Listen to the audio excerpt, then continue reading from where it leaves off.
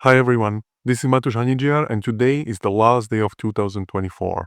And as I reflect on this incredible year, I wanted to take a moment to share something very close to my heart. Now, back in May, I recorded a masterclass introducing my 3-month coaching program that is called the Fresh Start. This program that I have been guiding people through over the last 1.5 years focuses on creating conscious, fulfilling relationships, not just with your partner, but most importantly, with yourself. What I shared then is still completely valid today. And over the last 18 months, I have seen how this program has transformed lives by helping people release the weight of the past, uncover their true selves, and design relationships they once thought were out of reach. If you have been feeling stuck or yearning for a change in your relationship or within yourself, the Fresh Start is here to guide you step by step toward your ideal life. Number one, I want to talk about a little bit about my story. Now, when I talk about relationship help, I want to tell you where it all began. And it basically began a long, long time ago when I discovered hypnosis, when I discovered neuro-linguistic programming, when I discovered all the techniques that work with the unconscious mind, and when I dedicated about 2.5 years of my life to clearing all the past traumas that I used to have. And I did a really good job. I really felt clear and clean, and I really felt empowered and ready to step into another stage of my life. And I was in a romantic relationship with my wife for, back then it was like 10 years. And we decided, okay, you know what, let's become parents because we are now ready. We cleared everything. We are ready. We are prepared, and nothing can come and stop us. And so we stepped into it. And as soon as we became parents, I suddenly started to carry a label that I didn't carry before, and it was a label called father. Suddenly, I had a label called father, and obviously, I experienced only limited amounts of fathers before. So I took everything that I learned from them, and I started to apply it to the life together. And this person wasn't there before. Those 10 years, we didn't know this father figure before, but suddenly, as soon as I became father, I stepped into the place and I was a father. And my wife, she started to be a mother. But what we didn't know is that this father and this mother, they didn't align as much as we used to align before. And especially with regard to parenting, how parenting is to be done, how you are raising the child, and what is right and what is wrong. And then it started to be a little bit wobbly for us. And when our daughter was born, that was actually the beginning of the end of the relationship, because that was something that highlighted to us all these differences that we held. And so we really tried hard. We really tried to reconcile. That's the word that it's been used lately. Reconcile our differences, and we really tried all that we could. We employed all the techniques that we had, that we used before, but nothing seemed to work. We went deep into unconscious. We dived deep into different techniques that we knew before. We even paid, as you can see here, we paid 1 year of sex and relationship coaching, and we went through a lot of programs to uncover what is happening. And that brought us even more suffering, because suddenly we studied honesty, and it's very important, and I will be talking about it later. But suddenly I came clear about the past that happened in the relationship, and I came clear about that at the beginning of a relationship I was unfaithful to her, and I cheated on her, and this was like a huge thing to drop this onto her after more than 10 years. And what she dropped on me was the experience of the birth that was very difficult for her, and she felt betrayed again and again and again. And so then there was another honesty where I shared that I was addicted to porn, which I felt like it's normal because everybody does it, right? But actually, it's not as normal as maybe social media would lead you to believe. The thing is that it was a real addiction, and all in all these things kind of contributed to the demise of the relationship, which honestly, when we broke up, it was 2 years ago. Yeah, I have that question there, like why it happened? Why did we break up? Because it was kind of predestined. It was written in the cards from the very beginning. It was we were doomed from the very beginning, and sooner or later it would have to happen because our beliefs about ourselves, each of us, and our emotional states and all that we found each other doing was just not compatible with each other. And so we were doomed from the very beginning, and I'm surprised we made it, for such a long time, like 12, 13 years. And so we broke up. And we were separated, even though still living in the same property and same house for 2 months, 2.5 months. But we still wanted to make it work. Okay, and so what did we do? We took everything that we could, both of us separately. We didn't work together. There was no counseling. There was no going into group therapy or counseling for the couples. There was nothing like that. We barely spoke to each other during that time. And for the next year and a half, we were working on everything that we could our hands on. Hypnosis, neurolinguistic programming, NLP. We were working on changing beliefs. We were discovering our love languages. We were working on apology languages. We were discovering what is attachment style and what is attachment theory. We discovered human design, which is very important. I'm going to get back to it. We discovered something that is called emotional homes. Blew our mind when we discovered it. And we were working especially on grief resolution about all the things that happened. And me personally, I was also working on shame because it was a big part of my life. It was an emotional home that I found myself in for 35 years of my life, right? And now 1.5 years of trial and error and figuring it out.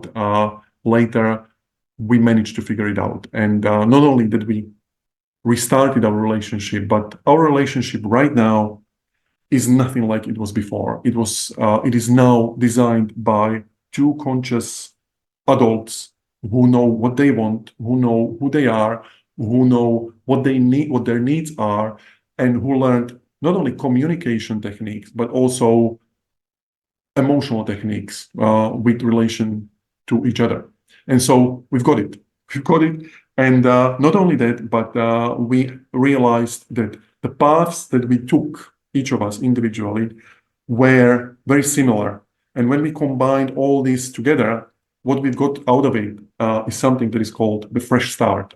Is something that we put together, and I'm going to present it to you right now. So this is the story.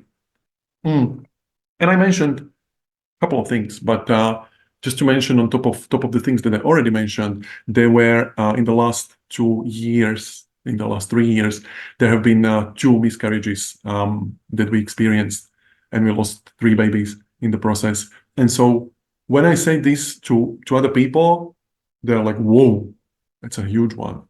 And I can just tell you that I feel like everybody's got something like that. Yes, maybe it's not a miscarriage, maybe it's not cheating, maybe it's not addiction, but every one of us has something that is like, whoa, it's a huge one, right? But how would it be? What would it feel like if this huge thing wasn't a part of you, but it would be a part of your history? That it would not trigger you anymore, that you could come in front of people and to talk about it as if you were talking about weather, like how cloudy or how sunny is today. This is where you can get, this is where everybody can get through the process that we call the fresh start. And so let's talk about it right now. Now, the fresh start has 3 simple objectives. And this whole program is developed and designed so you can achieve these objectives as fast as possible. Number 1, the objective is to let go of the past. And when we talk about past, we talk about everything that does not serve you anymore. We talk about identities, so the things, the labels that you carry, that you identify yourself with, that you believe that you are, but no longer are. Maybe people that don't serve you anymore, to let go of them, to let go of all the traumatic events, to let go of all the stuck emotions, to let go of all the beliefs that are not beneficial, that are actually disempowering. And you can do it just like we did. Number two, the goal number two is to discover who you are. Because let me tell you, first 36 years of my life, I did not know. I thought I did, I didn't. And many people just go out there and they are just wandering around and trying to figure out something, trying to figure out answers out there, where actually those answers are usually inside. And so what we use for that are personality tests, and specific ones, not all of them, because there are plenty of personality tests that are being used, but we don't see much use in them. Personality tests, discovering emotional homes, discovering beliefs, discovering your human design.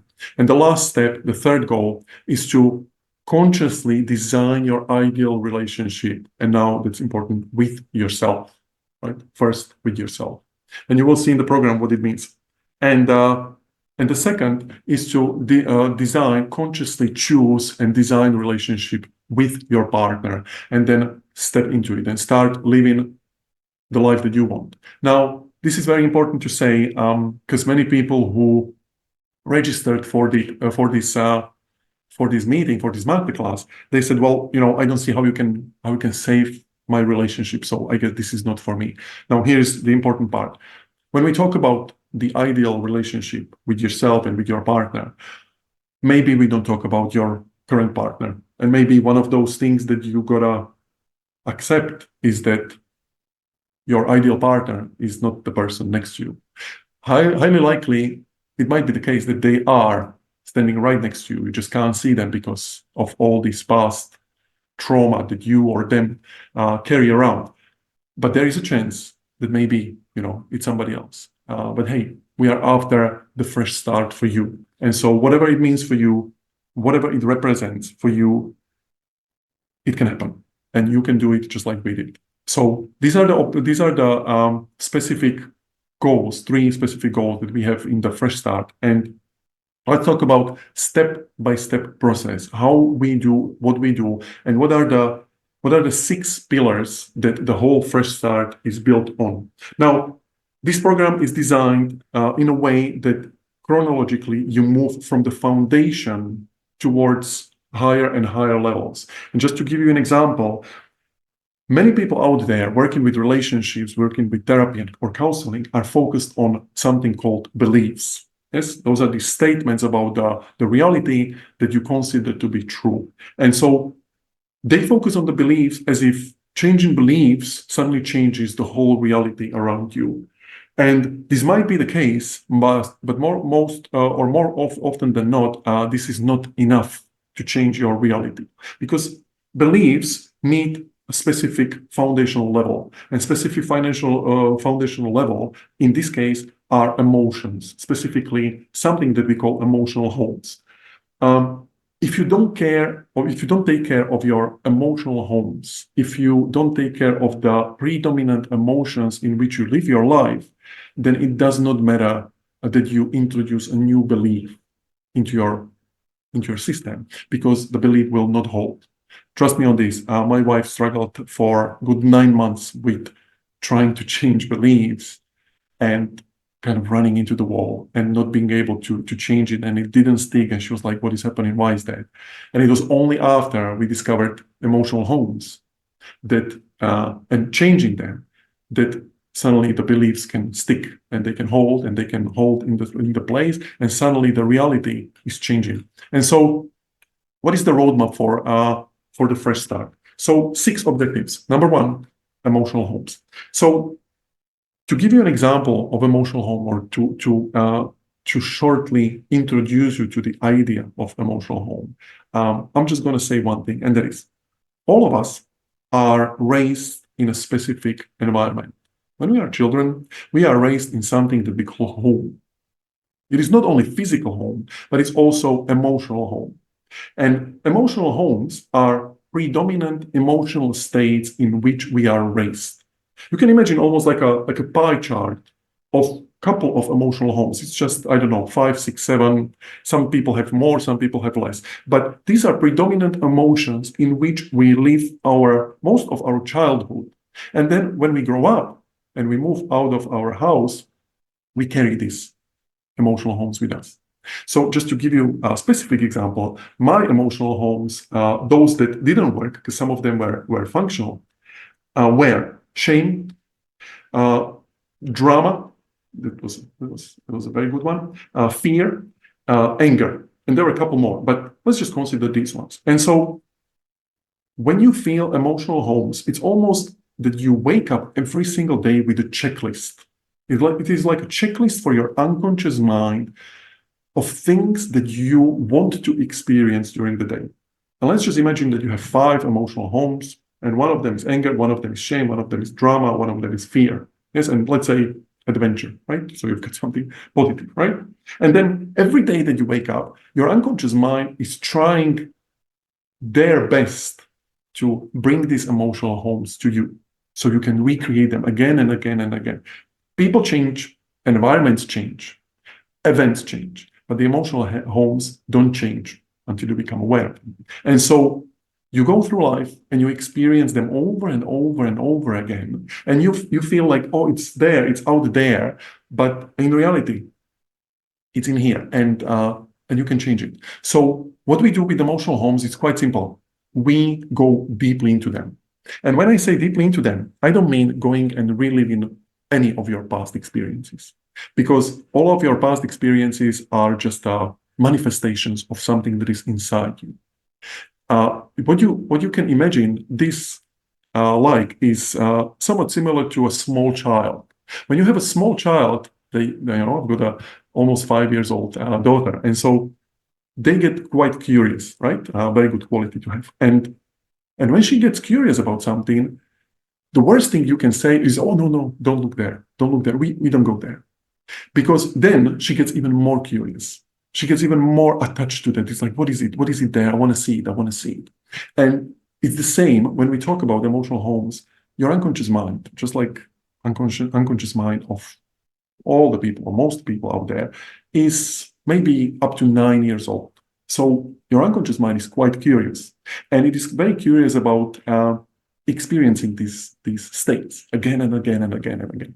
But what most people do is that they don't allow to fully step into the emotional home. So what they do is like, oh, I don't want to feel this fear. I don't want to feel this anger. I don't want to feel this shame. And so what they do, let's say if the 0 is no intensity and 10 is maximum intensity, they live their whole life, for some of us 36 years, let's say somewhere at 6 or maybe 7 out of 10 at intensity. And so it's like, oh, I'm ashamed of something, but I don't want to go there. Oh, I'm ashamed, but I don't want to. Oh, I'm angry, but I don't want to go there. And so what happens with the child? When you take the child and say, you want to explore it? Okay, let's go there. Let's go there. Let's look at it. Let's look at it in great detail. Let's explore it. Let's take it. Let's look at it from all the different angles. And now, satisfied. What usually children do is like, okay, I've got enough. I want to focus on something else. And this is exactly what happens with the unconscious mind. So what we do and how we can change it, we've got somebody new jumping in the room. Very good. So what we do and how we can change it is quite simple. We need to dial up the intensity on the emotional home. So if there is a shame, if there is anger, if there is a fear, we want to dial up the intensity to 10 out of 10, to 11 out of 10. But hey, if we do it unconsciously, if we do it in hypnosis, if we do it in using unconscious techniques, we need maybe a couple of seconds in that state. And as soon as we do it, it's almost as if your unconscious mind is this small child saying, okay, I had enough of this. I had enough of this fear. I had enough of this anger. I had enough of this, whatever it is. And now you can choose something else. When we step fully into this experience, what happens is that we get uninterested. The unconscious mind gets uninterested in these experiences anymore. And so what we then have out of this pie chart, we have suddenly space to feel the same emotional home with something else. And just like I wrote it here, when you release these emotional states from your body and from all experiences that you experienced them in the past, you can then replace these emotional homes with beneficial ones. And it is up to your choosing. You want freedom, you want abundance, you want joy, you want peace, you want gratitude, whatever it is that you can choose. Now there is a space for it. Now there is a space. two things to say. One thing, when I talk about all experiences, we are not revisiting any experience from your past, because we use this wonderful skill that every one of us has, that our mind can generalize learning. So once you learn something once, you can take it and apply to different areas of your life. And there is a very simple process how you can release one emotion in one sitting in 10 minutes out of your life forever. That doesn't mean that you will never ever experience anger. That doesn't mean that you will never ever experience fear. What it does mean is that it is not your predominant emotion. You don't have a checklist every morning to go into fear today, so I feel familiar. Yes? So now, number one, very important, emotional home. And once we do that, we have a baseline. We have a base, we have a strong foundation on which we can build on, and we can put any beliefs. Because if we don't do that, if we skip this step, then what happens is that, imagine that you want to install a belief, I believe in infinite abundance of opportunities and possibilities for me. But your emotional home is fear, right? And you put the belief on top of it. It will definitely not hold. How do I know? We tried. We tried for quite some time, but you can do it differently. And this is the way how to do it. So number one, emotional homes. Number two is we focus on human design. We focus on personality tests. So now, what is important to realize here is that, again, coming back to what I said at the beginning, we do not focus on the relationship with another human being just yet. This is the second objective. We are not touching any relationships that you have towards anybody but yourself. There are 5 love languages. There are 5 apology languages. There are 3 attachment styles, and there is something that is called human design, which is the ultimate tool for self-empowerment. Now, if you never heard of it, when you finish watching this, just go and do a test online and start learning about it, because you will never ever need any other tool than human design. This is my belief. And if you disagree, I'm totally fine with that. But what human design uncovered for me, for my wife, for our family, and for my clients up until this moment is nothing short of amazing. And there are so many layers to that, I just can't even comprehend. Now, why I say that these things are not about others is because many people misunderstand love languages, and many people misunderstand apology languages. Many people believe that as soon as I discover that my love language is physical touch, which is the case, my main love language is physical touch, then what I need to do is to go to my partner and to inform them, hey, partner, physical touch, I need more of it, right? Because now I know. Now you know, it's your responsibility. It doesn't work like that. I thought it does. No, it doesn't.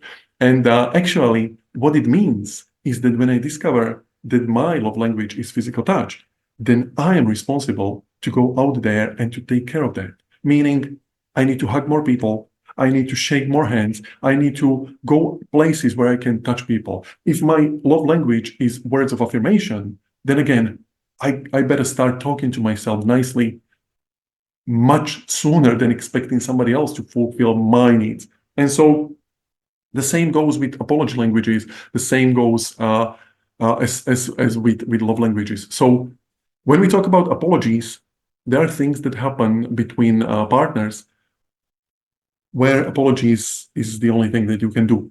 The problem is that there are 5 different languages, which for me was like this mind-blowing thing I didn't know. And so it finally made sense after 36 years of my life that that when I try to apologize sincerely for something that happened and my wife didn't hear it, she didn't accept it, it was always very confusing. Why is that? But after discovering that her apology language is different and what she wants me to do or hear is something different that I was offering, now it suddenly made sense. But again, we are not talking about doing something for somebody else. What I'm talking about, and this is very important to highlight, is the mastery, the concept of mastery of all these languages, concept of mastery of 5 love languages, of 5 apology languages. And why? Because there is something called honeymoon effect, and all the relationships go through the stage of honeymoon, where you don't need to know your love languages. You don't need to know your apology languages. You don't need to know anything because you are so deeply in love that you do everything at the same time. You touch each other, you talk nicely to each other, you spend time with each other, you do stuff for each other, and you buy gifts to each other, just using an example of love languages. What we are after in this program, in the first start, is to teach you unconsciously, very important, unconsciously, to use all of them, to be master at all of them, regardless of which one is your predominant or preferred, to be master, to be able to express it towards yourself, to be able to express it towards others. So then when you apologize, you don't have to think what this specific person's apology language is, because you mastered all of them. And again, coming back to it, we are learning all of this and teaching you all of this on the unconscious level, meaning by using hypnosis and similar techniques, you can accelerate your learning. So there is no need to go out there and practice, because you can do it just simply by closing your eyes and learning it quite fast. And so by mastering this about yourself, by mastering human design, by mastering personality tests, suddenly you know who you are. Suddenly you know what you prefer. Suddenly you know what your needs are and how to meet them by yourself. You don't need anybody else, which doesn't mean that you would not prefer somebody next to you. But then and only then can you and will you attract just the right person. I want to stop here and I want to say one thing, and that is, when we broke up with my wife, many times I was thinking about, do I want to continue or do I want to, find somebody else? But I always came to the same conclusion, and that was, 5 years from now, if I break up and if I go away and if I find somebody else, I feel like I would still have regret coming back to it, like thinking about it, whether I really did my best that I could.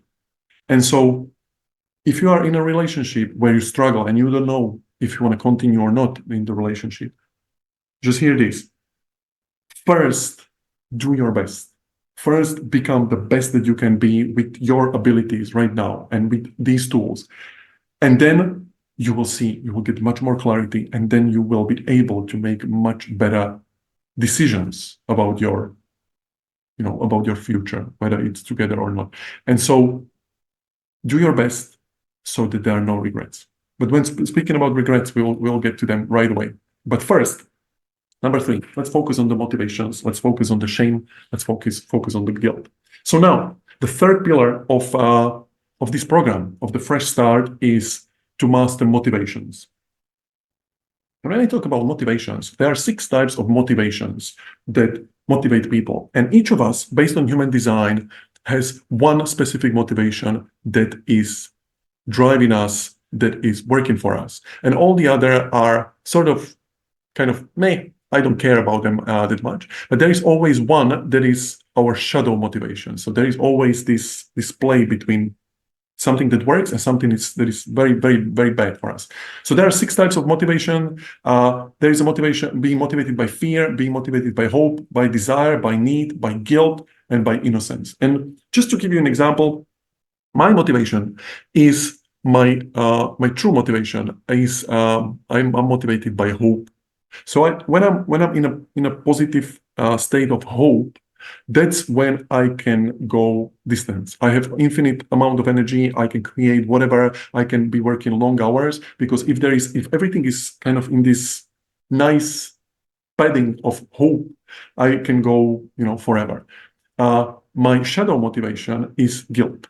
So whenever I slip into guilt and I feeling guilty and I feel like I should do something for others because I would feel guilty, then that's actually very draining for me. It doesn't work for me. I don't have nearly as much energy and I suffer. But for some people, it's actually different. I'm working now with a one-on-one client on the Fresh Start, just one-on-one, and his motivations is quite the opposite.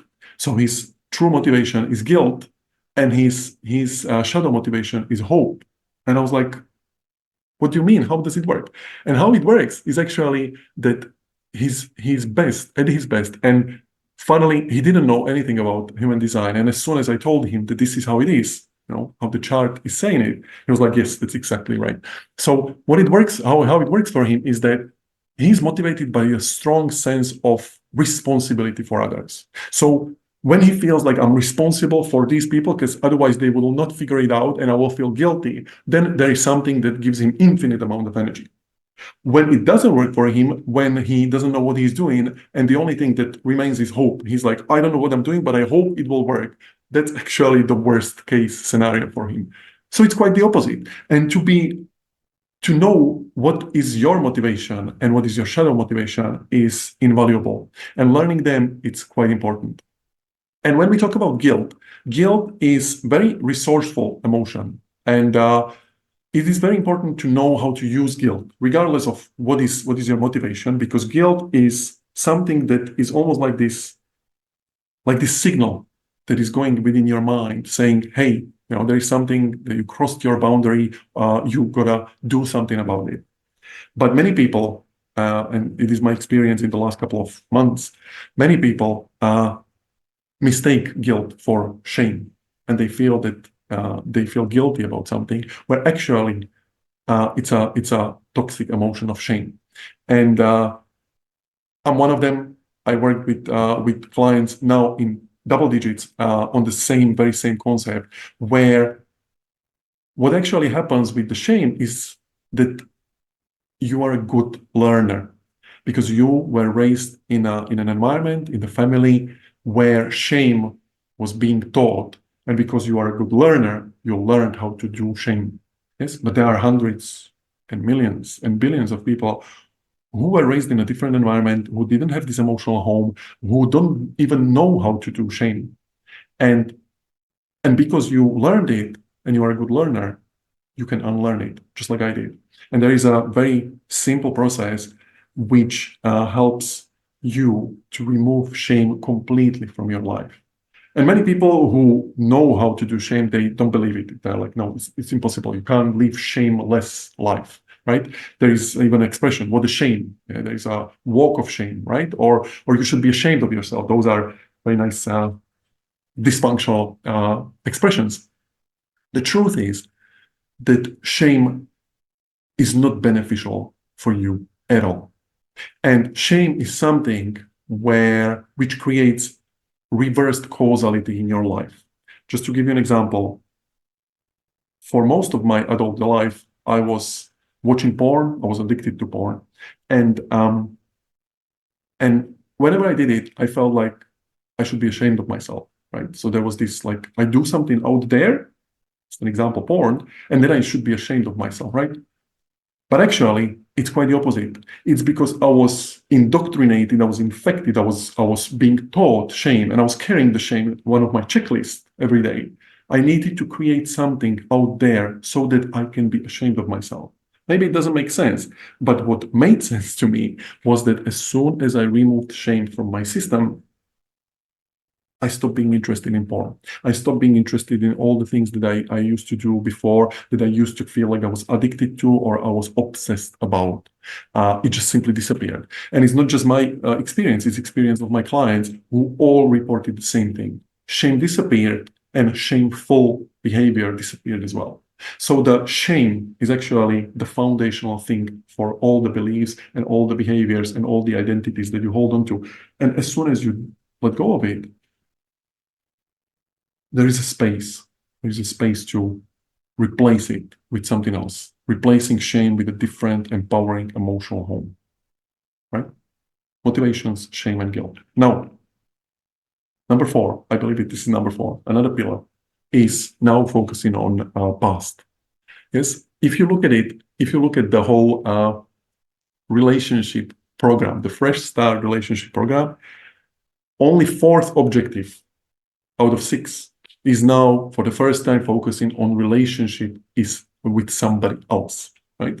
So Now we are ready. Now we have the foundation of strong foundation in you, within you, to build on top of it and to actually look into the past and now to solve and resolve all the things that are still hanging in the air. So what we are doing now is we are focusing on repairing all the past relationships. We are focusing on forgiveness. We are focusing on releasing and detaching you from all the things that didn't work or maybe did work.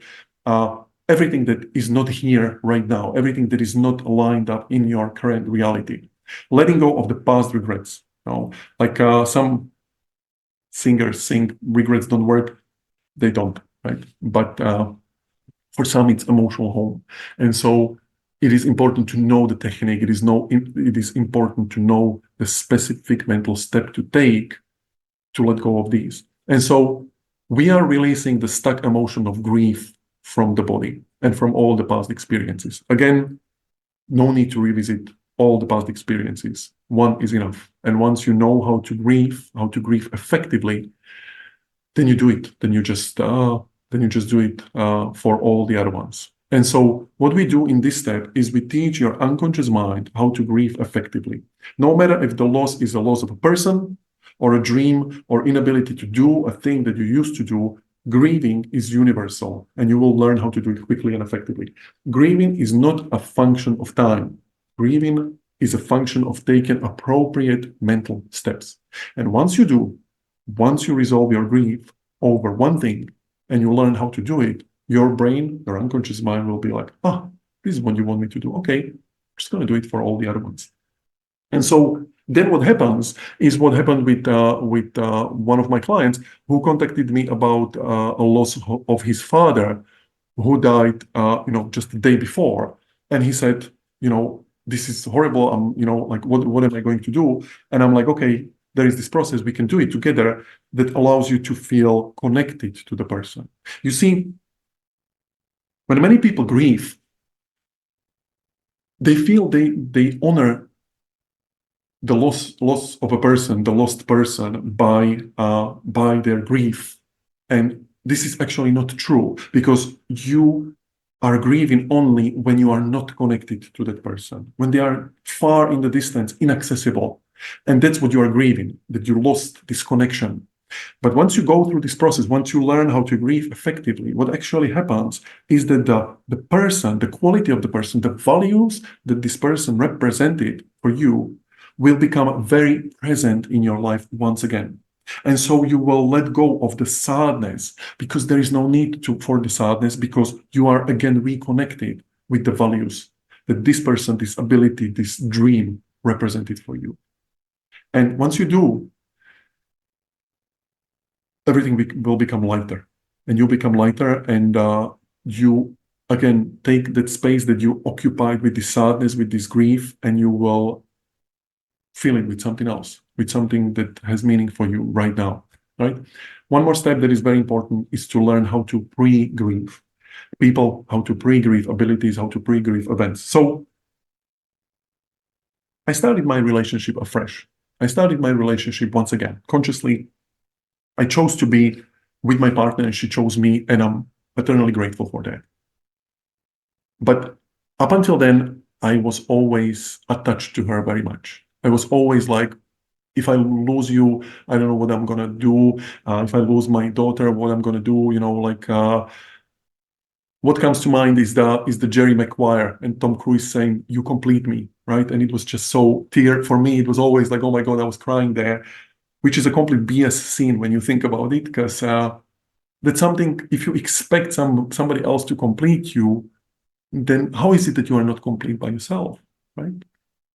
And so pre-grieving is a process where you can grieve a loss of a person, of an ability, or an event that is still present in your life. And many people are like, why would you want to do that? Well, if you do that, then you are actually reconnected with the values and the qualities that this person represents you much more. And then you can enjoy your life much more, because you are accepting right now the inevitability of the fact that it will change. Sooner or later, somebody will, leave, either by this event, this event, this event. It is inevitable. holding on to and rejecting this option is something that creates attachment, that creates suffering. Once you accept it, once you pre-grieve effectively, you can live in the now. You can live consciously, you can live present. And many people say, oh, just be present, just be present. Well, for many people, presence is an escape mechanism from not wanting to look into the past too much and from not wanting to look into the future too much because it's all scary around, like, oh, I'd rather be present here, right? Like it used to be for me. But what if you were resolved about past? What if there was nothing interesting, just like for that small child, to go there and be like, oh my God, what is there? What is there? I want to see, I want to see. What if there was not much interesting about the future, not much obsessive thinking about future, just nicely lined up and designed, okay, this is where we are going together. What if all your attention could be focused on the here and now, right? This is what you do when you learn how to grieve effectively. So pillar number 4. Pillar number 5, now we are talking. We are talking about identities. We are talking about beliefs. These people who are so hung up on beliefs, like I used to be for good 3 years of my life, like beliefs were everything. This is your time to shine. So now that we resolved everything that is a baseline, we can focus on the identities. We can focus on beliefs. We can focus on the environment. So now, number one step in this pillar is to look at identities. And when we talk about identities, what we are after is we are after releasing all the unconscious labels that you are holding on to. My example, my father's story, right? My father's story meaning as soon as I became a father, I put on a label, unconscious label, I'm a father. And this is what I do now. I'm doing this fathering thing, right? And so it was very unconscious. A lot of things didn't work for me. And the best thing I could do with that is to take off the label. Yes, and for many people, it's like, how do you do it? Well, there's a process for that. And once you take off the label, and once it is not a part of you, and suddenly it is objectified, and you're like, okay, there is this fathering thing that I do, I'm father, right? Then you can explore, then you can change it, you can shift it, and then, and only then, you can decide, okay, do I want this label in my life? And then if I do, how am I going to treat it? How am I going to put on the label once again? I can tell you one thing, and that is, I am a father, yes, but it is not my identity. It is just a function that I fulfill. Because as you can see me on this video, I'm not doing any fathering right now. So I would not describe myself as a father, but I carry the label. But when I carry it consciously. And this is not only with regard to romantic relationships. This is with regard to all the labels that you believe that you need to be carrying that don't serve you anymore, or maybe never did, right? What we do in this step is we will take all of these labels away and we will look at each of them again consciously, and we'll decide, okay, I want this one, I don't want that one, I want this one, but slightly changed, I want to take it back. And again, this is not a process for weeks or months. This is a process for a couple of days where you explore all the identities that are important for you, explore and decide what you want to do with them. Number 2, beliefs. So now is the time to look at beliefs. It's time to look at 3 specific domains. And what we will do in this process, we will teach you how to explore your beliefs, how to change your beliefs, and how to install these beliefs into your unconscious mind. Now and only now when there is a foundation for it. I talked about it before. So now, what we do is we explore 3 domains. We explore domain of personal change. That is what it is that you believe about personal change. We explore the domain of family and parenting, meaning what it is that you believe about family and what parenting means. And number 3, we explore what romantic relationship represents for you. And we look at it from 2 different perspectives. One perspective is we look at the domain-based beliefs, and the second is identity-based beliefs. How do these differ? So domain-based beliefs are something that you believe about this specific domain. So if I was a foreigner and I never heard about the concept of romantic relationship, let's say I'm alien, not a foreigner, but I'm an alien, and I come and I ask you, what is it, romantic relationship? You would say, well, the romantic relationship is this, and it represents this, and it works like this. Okay, those are your domain-based beliefs. And I can tell you that as soon as you become aware of them, there will be a lot of aha moments where you realize, oh, now I see why I am how I am, or why I behave how I behave.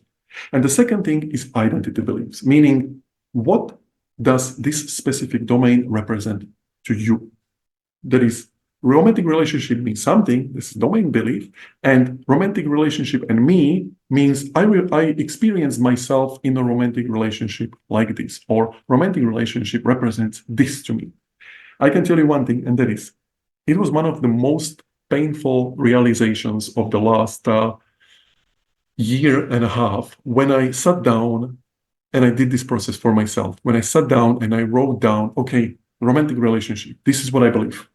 And this is what I believe in general, and this is what I believe about me. And when I saw it there, when I saw what I wrote, it was sickening. It was, I was actually not feeling well that day because I realized that all the things that I was experiencing in the external world were literally coming from those beliefs. It was just written there. But then there is a simple way how to change them. There is a simple way how to flip them upside down, how to change them, and how to instantly program them into your unconscious mind. And in this way, they hold because you have a foundational emotional states on which they can hold. So then you not only identify them, but you install them into your unconscious mind. So they start working for you right away. Okay, you need one sleep on that, one sleep, but then that's it. And you will learn how to do it 3 times. For personal change, you will learn how to do it, and for family and parenting, you will learn how to do it for romantic relationship. Guess what? Then you can use it for any and all areas of your life, wherever you want. You find out that your business is struggling and it doesn't work. Well, it's time to explore your beliefs. Yes. And as soon as you explore them, you know how to flip them, you know how to install them. You find out that your health is somewhat not working. Well, there you go. You can do the same thing now and only now when you create the base and when you know how to do it. The last thing in this step, in this fifth step, is to design your environment. So not only do we explore the environment that you live in, that is people, places, and spaces that you live in, but also how to shift it very easily. But this is actually the last step, because you see, why people the New Year's resolutions, that's the best example. So why do these New Year's resolutions usually don't work? Why people who decide like, I want to change now, I'm going to change this habit, why does it not work? Because they focus on the top part. They focus on the action step. They focus on the behavior. They're like, oh, I need to change this behavior. I need to start exercising more, or I need to eat more healthily, or I need to whatever the habit is. Yes, but how is it that you are doing this behavior? Well, because you are holding some belief, right?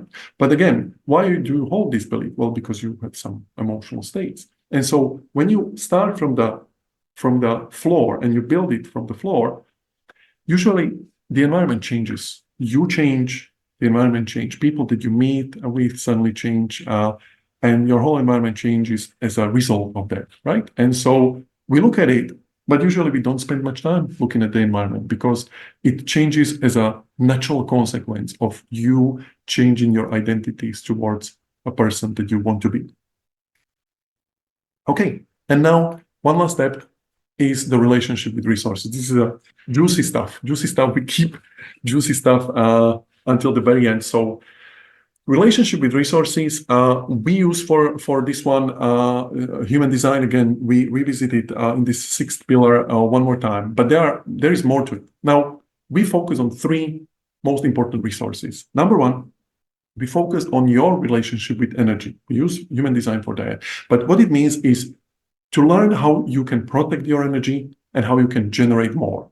And this might sound like a woo-woo. What are we talking about? Well, we talk about just a simple example of you going out with a specific person and feeling, after you have done the meeting, you finish the meeting, feeling energized even more than you were before. Or you're going out with a specific person, with another person, and after 15, 20 minutes of meeting, you are drained, you are done, you can't take more, right? What happened there? Well, something that could be tracked back to you and to your lack of awareness of what different places, different people, and different environments, and maybe different activities represent to you specifically, and to learn how to create a relationship with energy that is abundant, that you have not only enough energy. We are not talking about enough. Please forget about enough. This whole concept of I'm enough, I'm good enough, is just wrong. It's incomplete. It's not enough. It's not enough to be enough. You are abundant. You are infinite. You can be expansive. What is enough? What is this word? It's not enough to have enough resources. You need to have infinite amount. And whatever it means to you, that's what you can get. The second thing, quite important, relationship with time. So now, time is a funny concept, something that we people made up to make sense of the movement, and it's something that we are masters of, and each of us is a master of our time. There are people going around and literally repeating to themselves and to others around them affirmations like, oh my God, there's not enough time for anything. Watch these kids because, time is flowing so quickly. They will grow up and, you will miss it. And, time is running fast. Look at me. I'm already 37. Oh my God, I will be that soon. Some of us have a father who in February says, oh my God, it's almost Easter there. There's like a summer and Christmas and there is another year. So different people have different relationship with time. And there is this amazing opportunity to have a healthy relationship with time, where you have more than enough time. Again, that word enough, where you have infinite amount of time, where your time is expensive, where your time is just stretching for as much as you want. And we all know these experiences. We all know how 15 minutes in one situation can feel like eternity, whereas 15 minutes in some situation is like, oh my God, where did the time go? But what happens usually is that people's time flows quickly in those enjoyable experiences and flows very, very slow in these experiences not that we don't enjoy as much. And this can be flipped. And you can flip it for yourself, and you can learn how to flip not only experiencing of the time, but how you can experience yourself from a different perspectives. And what we are after towards the end of this program is for you to realize that you are just one step in the flow of life. And then there were people before you, your ancestral lineage, and then there will be people after you that will come after you. And you are the person that is at the forefront of their ancestral lineage. You are leading them forward. You are just leader of this whole life that is behind you. And you are the master that you can take it wherever you want. And what we are after with the relationship with time is to detach you from, I wrote it there, right? Might be triggering for somebody. If it triggers you, then you're welcome. Something to look at is to detach yourself from the little me, from my story and from my problems and from my struggles, and to get this eagle eye perspective on my life and to understand, okay, well, actually, I'm just a continuation of this pattern. And if I have a look at this pattern, if I transform this pattern, then not only do I transform it going forward, but also those before me benefit. And this is what we are seeing. This is what we are seeing in our lives, in our families. This is what we are seeing in the lives of the clients that I work with. And you can witness it as well. Can't imagine it? It's okay. You have never been there. We can help you to imagine it, and we can help you to live it. One last thing, juicy stuff at the end, right? Relationship with sex. Now, there is a three-letter word that meant such a huge thing for me, and it was completely crooked. It was completely crooked. It was completely distorted. What if you don't realize? If you don't yet know that sex is the most innocent thing that you can be doing in this life, and it's the most powerful activity to create and generate more and more energy in this life. If you don't know this, then you are missing something. You probably misunderstood something, or you took up some beliefs or some perspectives that are not really helping you, my friend. So please listen up. Sex is here to serve you, and the way how you learn how to generate sexual energy and really to understand that sexual energy is creative energy, and what to do with that creative energy and how you can channel it into different areas of your life. If you master this, then if you took just this one thing from this whole program, then it will serve you immensely, right? What most people do, what I used to do for the first 36 years of my life, was to, expend the energy on something that was not meaningful to me, and just, let go of that energy, sort of like a release. Yes, I have this pent up energy building up, building up. I need to let it go to nothingness, right? Didn't work. Didn't work. There are other ways. There are other ways, and we focus on this one as well. It's quite important to master, and we just go dive deep into it, because there is nothing to be ashamed of. We talked about shame, and this is, one of the most innocent things that you can be doing with yourself or with a partner. And it's very important to reframe this and to put it in the right perspective. Okay, 6 pillars of the fresh start. Thank you very much for watching, and if this resonates with you, don't forget to subscribe to this channel for more transformative insights and tools to create the life and relationships you deserve. Click on the subscribe button and turn on notifications so you never miss an update. Let us start 2025 with clarity, with confidence, and connection together. I'll see you soon.